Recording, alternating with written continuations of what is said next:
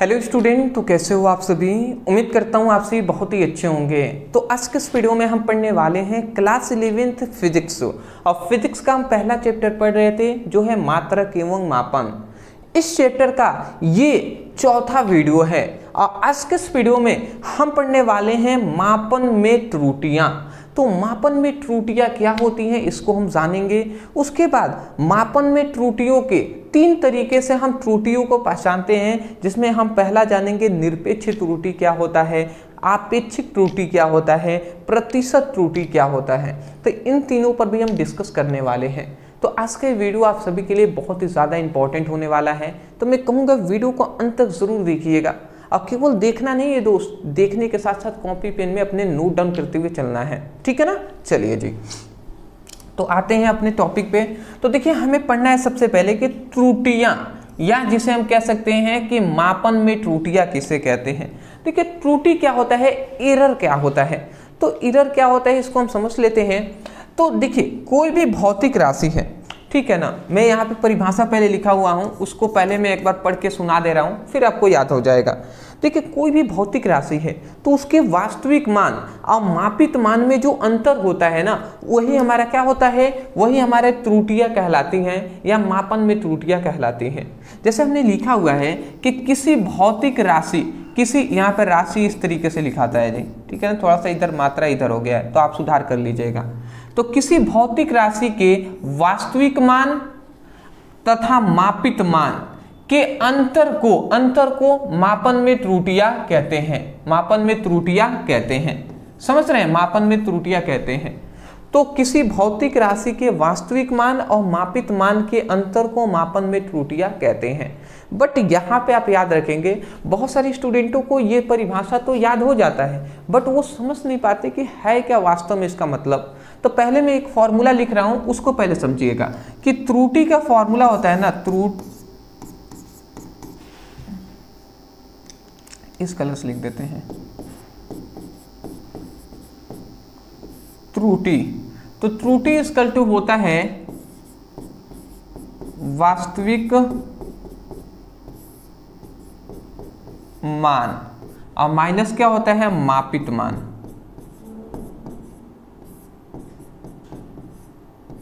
ठीक है ना। तो ये हमारा फॉर्मूला है जी।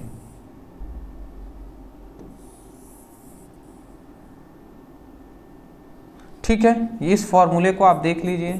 क्या लिखा गया, त्रुटि इक्वल टू वास्तविक मान माइनस मापित मान। तो हम यही कह रहे हैं कि देखिए, कोई भी भौतिक राशि है, जैसे लंबाई हो गया, चौड़ाई हो गया, समय हो गया, दाब हो गया, ताप हो गया, ये सब भौतिक राशि ही हैं। ठीक है, अगर हमें दूरी मापना है तो दूरी ये क्या है, भौतिक राशि है। तो किसी भौतिक राशि की, ठीक है ना, कोई भी भौतिक राशि है तो उसका एक वास्तविक मान होगा। अब मान लेते हैं ये एक पेन है, ठीक है ना, एक मान लेते हैं ये मान लेते हैं ये एक पेन है हमारे पास, ये हमारे पास एक पेन है। अब इसकी लंबाई, वास्तविक लंबाई है 10 मीटर, ठीक है ना, 10 सेंटीमीटर, ऐसे हमने मान लिया कि इसकी लंबाई 10 सेंटीमीटर है।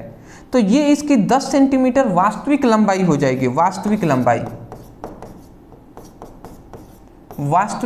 क्या हो जाएगी, वास्तविक मान 10 सेमी है। अब इसको मापने के लिए हमें दे दिया गया, तो हमने मान लेते हैं, माप लिया कि 9.8 सेंटीमीटर। हमने ऐसे मापा किसी भी कोई भी इंस्ट्रूमेंट से, तो हमें लगा कि 9.8 सेंटीमीटर है। तो ये हमारी क्या हो गई, मापित मान हो गया, मापित मान हो गया, समझ रहे हैं।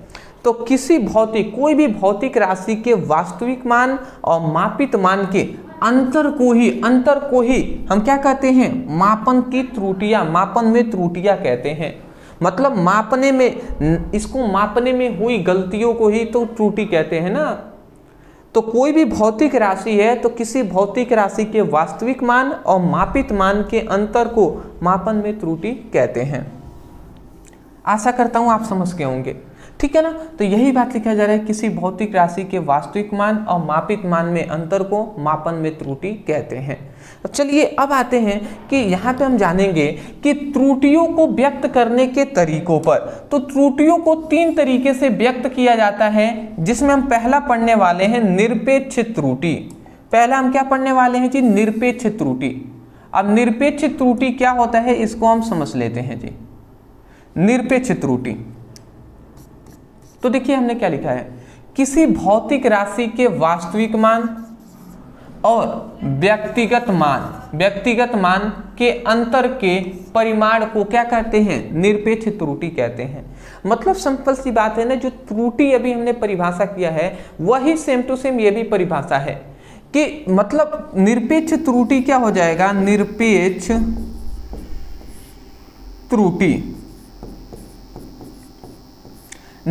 त्रुटि अगर किसी का हमें ज्ञात करना है, निरपेक्ष त्रुटि अगर हमें किसी का ज्ञात करना है, मान लेते हैं सपोज ये हमारे पास ऐसे हम कह देते हैं कि मान लेते हैं ये हमारा घर है, ठीक है ना, ये हमारा घर है और घर से मान लेते हैं ये हमारी स्कूल है, ठीक है ना, ये हमारा घर इस तरीके से बनेगा तो बेटर रहेगा ना, ठीक है, थोड़ा सा प्रैक्टिकली आपको समझ में भी आनी चाहिए, ठीक है, ठीक है। तो ये हमारा घर है जी, ठीक है, नॉर्मली आप समझ जाइएगा, ये हमारा घर है और ये हमारी क्या है, स्कूल है, ठीक है ना, ये हमारा स्कूल है।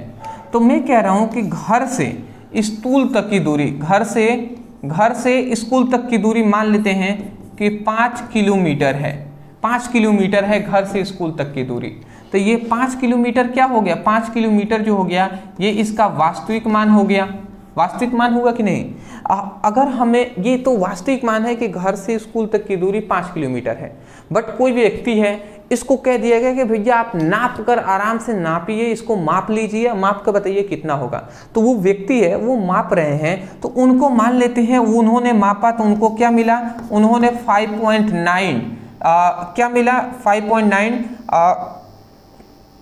किलोमीटर वो कह रहे हैं कि 5.9 किलोमीटर है। मतलब ये उनका व्यक्तिगत मान है कि नहीं भैया इतना 5 किलोमीटर नहीं है, वो 4.9 किलोमीटर है। तो उनका ये एक व्यक्तिगत मान हो गया कि नहीं, कोई व्यक्ति मापे हैं तो व्यक्तिगत मान हो गया। तो वही बात है, निरपेक्ष त्रुटि हम ज्ञात करने के लिए वास्तविक मान में से क्या करेंगे,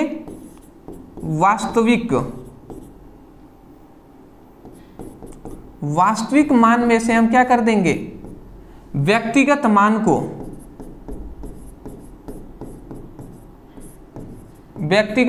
हम क्या कर देंगे, घटा देंगे। तो जब हम वास्तविक मान में से व्यक्तिगत मान को हम घटा देते हैं ना, तो वही हमारा क्या बन जाता है, वही हमारा निरपेक्ष त्रुटि हो जाएगा। मतलब अगर हम इसका निरपेक्ष त्रुटि कोई कह दे कि बताइए इसकी निरपेक्ष त्रुटि कितनी होगी, निरपेक्ष त्रुटि कितनी होगी इसका, तो हम क्या कर देंगे, वास्तविक मान तो हम जानते हैं 5 किलोमीटर है, इस तरीके से मापा है तो 4 पॉइंट व्यक्तिगत मान है 4.9। तो यहाँ पे निरपेक्ष त्रुटि कितनी हुई, कितने की यहाँ पे त्रुटि हुई है, तो 5 में से अगर 4.9 को घटा देंगे तो 0.1 किलोमीटर की क्या हुई है, यहाँ पे 0.1 किलोमीटर की यहाँ पे क्या हुई है, त्रुटि हुई है, ठीक है ना। तो 0.1 किलोमीटर की यहाँ पे एरर हुआ है, त्रुटि हुआ है। और किस प्रकार की त्रुटि हुई है, तो निरपेक्ष त्रुटि हुई है। तो मैं आशा करता हूं कि निरपेक्ष त्रुटि आपको समझ में आ गया होगा कि किसी भौतिक राशि के वास्तविक मान और व्यक्तिगत मान के अंतर के परिमाण को क्या कहते हैं, निरपेक्ष त्रुटि कहते हैं। और यहाँ पे फॉर्मूला इस तरीके से हमने दिखाया हुआ है। सिंपल वे में जो फॉर्मूला है ना वही हम प्रोवाइड किए हैं यहाँ पे, नहीं तो अलग अलग हम इसको भी मान के बता सकते हैं। बट चलिए जो नॉर्मल है जिससे आपको समझ में आ जाना आसानी से, उतना ही हम जानेंगे तो बेटर रहेगा, ठीक है ना। आगे स्टैंडर्ड आप जैसे जैसे आगे पढ़ते जाएंगे और भी इसमें डीप में आप जाएंगे, ठीक है ना। बट ऊपर अभी हम लेकर चल रहे हैं जितना आप क्लास 11th में आप जान सकें, समझ सकें। क्या होता है ना कि अगर मैं ज़्यादा हार्ड भी आपको समझाने लगूँ ना और समझ में ना आए तो आपको दिक्कत महसूस होगा, और जब दिक्कत महसूस होगा तो आप पढ़ने का मन नहीं करेगा। अब मैं ऐसी कोई भी चीज़ें नहीं पढ़ाना चाहता या सिखाना नहीं चाहता जो आपको समझ में ना आए और जिससे आप दिक्कत महसूस करें और फिर आप पढ़ने में मज़ा नहीं आएगा, और मज़ा नहीं आएगा तो आप पढ़ेंगे नहीं। तो उसी लिए मैं जितना सिंपल हो सकता है ना उतना प्रोवाइड करने का प्रयास करता हूँ। चलिए अगला हमारे होता है आपेक्षिक त्रुटि।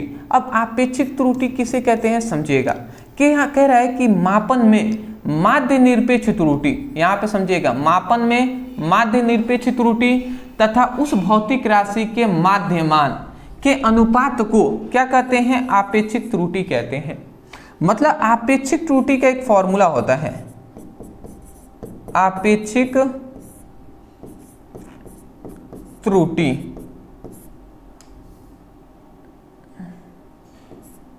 आपेक्षिक त्रुटि का फॉर्मूला होता है माध्य निरपेक्ष त्रुटि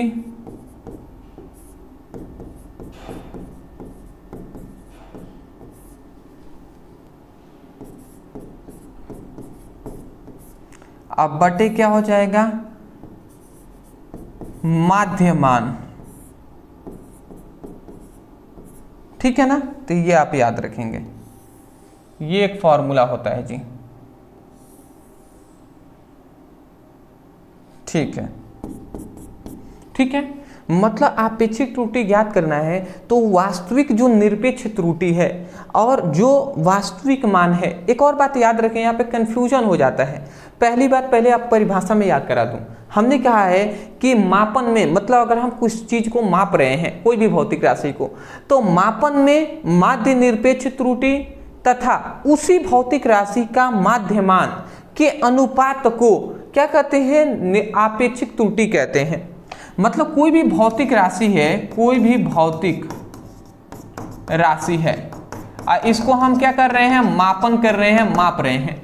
तो हम कह रहे हैं कि मापन में माध्य निरपेक्ष त्रुटि तथा उसी भौतिक राशि के माध्यमान के अनुपात को आपेक्षिक त्रुटि कहते हैं। आप भी बोल देंगे कि मापन में माध्य निरपेक्ष त्रुटि तथा उसी भौतिक राशि के माध्यमान के अनुपात को आपेक्षिक त्रुटि कहते हैं। तो इतना लिखने के बाद ये फॉर्मूला लिख लेंगे, हो जाएगा ना। ठीक है, एक और बात मैं बताना चाहूँगा, यहाँ पे बहुत सारे स्टूडेंट कंफ्यूज में होते हैं कि सर माध्य निरपेक्ष त्रुटि का मतलब क्या है। माध्य निरपेक्ष त्रुटि का मतलब है ना वास्तविक निरपेक्ष त्रुटि। जो अभी हमने ये निरपेक्ष त्रुटि ज्ञात किया है, ये वास्तविक निरपेक्ष त्रुटि ही है, ठीक है ना।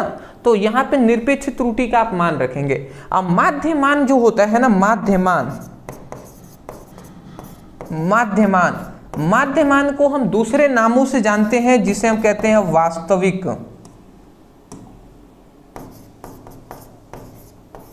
वास्तविक मान। तो ये आप बहुत सारे स्टूडेंटों को पहले कंफ्यूजन में होते हैं कि सर माध्यमान क्या होता है। माध्यमान तो हमने नाम से नहीं सुना। अरे भैया, उस समय से हम वास्तविक मान कह रहे हैं ना, तो वास्तविक मान को ही हम दूसरे नामों से कहते हैं माध्यमान। तो या तो आप माध्यमान कहें या वास्तविक मान कहें, दोनों बात एक ही है। समझ में आगे आपको आ गया ना। चलिए आगे बढ़े। चलिए तीसरा हम अंतिम अपना जानेंगे, जो है प्रतिशत त्रुटि। तो प्रतिशत त्रुटि क्या होता है, इसको हम समझ लेते हैं। पहले आप स्क्रीनशॉट ले लें, ठीक है, ले लिए हैं, ठीक है, ठीक है। प्रतिशत त्रुटि क्या है, तो यहां पे कह रहा है कि जब आपेक्षिक त्रुटि को प्रतिशत में व्यक्त किया जाता है तो उसे हम प्रतिशत त्रुटि कहते हैं। मतलब जब आपेक्षिक त्रुटि को हम क्या करते हैं, प्रतिशत में व्यक्त करते हैं, तो उसी को प्रतिशत त्रुटि कहते हैं, ठीक है ना। जैसे कि अगर मैं आपसे कहूं कि जो आपेक्षिक त्रुटि का अभी हमने फॉर्मूला क्या पढ़ा था, आपेक्षिक त्रुटि का हमने फॉर्मूला जो पढ़ा था वो यही ना पढ़े थे जी। आपेक्षिक त्रुटि का फॉर्मूला हमने क्या पढ़ा था कि माध्य निरपेक्ष त्रुटि, माध्य निरपेक्ष त्रुटि। अब बटे हमने क्या किया था, बटे हमने किया था माध्यमान, ठीक है ना। तो यही इसी को तो हम आपेक्षिक त्रुटि कहते थे। आपेक्षिक त्रुटि कि माध्य निरपेक्ष त्रुटि और माध्यमान के अनुपात को क्या कहते हैं, आपेक्षिक त्रुटि कहते हैं। तो कह रहे आपेक्षिक त्रुटि को प्रतिशत में व्यक्त करने के लिए, यदि हमें इसको प्रतिशत में व्यक्त करना है तो इसको 100 से हम क्या कर देंगे, गुणा करा देंगे। तो यदि हमने 100 से गुणा करा दिया तो इसका प्रतिशत निकल जाएगा। तो ये हमारा आपेक्षिक त्रुटि हुआ, और 100 से गुणा करा दिए तो ये हमारा क्या हो गया, प्रतिशत में व्यक्त हो गया। तो जब हमने आपेक्षिक त्रुटि को प्रतिशत में व्यक्त कर दिया तो उसी को हम क्या कहते हैं, प्रतिशत त्रुटि कहते हैं। प्रतिशत त्रुटि कहते हैं, प्रतिशत त्रुटि कहते हैं।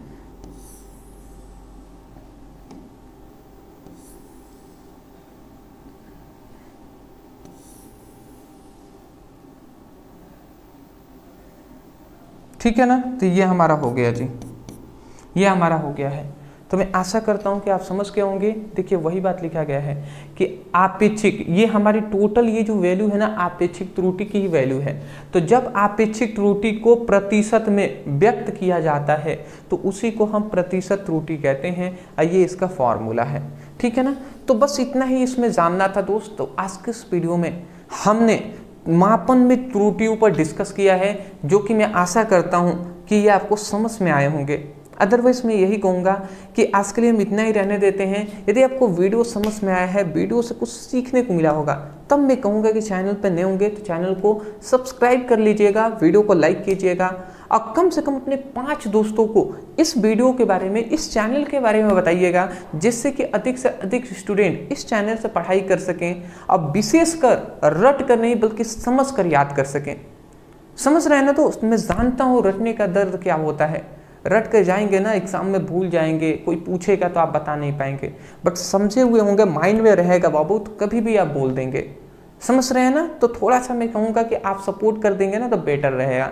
डिस्क्रिप्शन बॉक्स में हमने फिजिक्स की लिंक हमने दे दिया है, केमिस्ट्री का भी लिंक हम दे देंगे, तो वहाँ से अपनी पढ़ाई कर सकते हैं। फिलहाल अभी केमिस्ट्री का, जब ये वीडियो अपलोड हम कर रहे हैं तो केमिस्ट्री का भी हमने चैप्टर स्टार्ट नहीं किया है। फिजिक्स का तो स्टार्ट है, तो जिसका हम पढ़ाई कर रहे हैं पहले चैप्टर का, जल्दी केमिस्ट्री का स्टार्ट होगा। बट हो सकता है ये वीडियो आप 1 महीने बाद या कुछ दिनों बाद देख रहे होंगे, तो उस टाइम तक शायद फिजिक्स के केमिस्ट्री की भी क्लासेस हुई होंगी। तो डिस्क्रिप्शन बॉक्स में आप चेक कर लीजिए लिंक पर, ठीक है ना। तो वहाँ से आप क्लिक करके फिजिक्स की, केमिस्ट्री की अपनी पढ़ाई कर सकते हैं। चलिए दोस्त, thank you so much for watching this video. Thank you.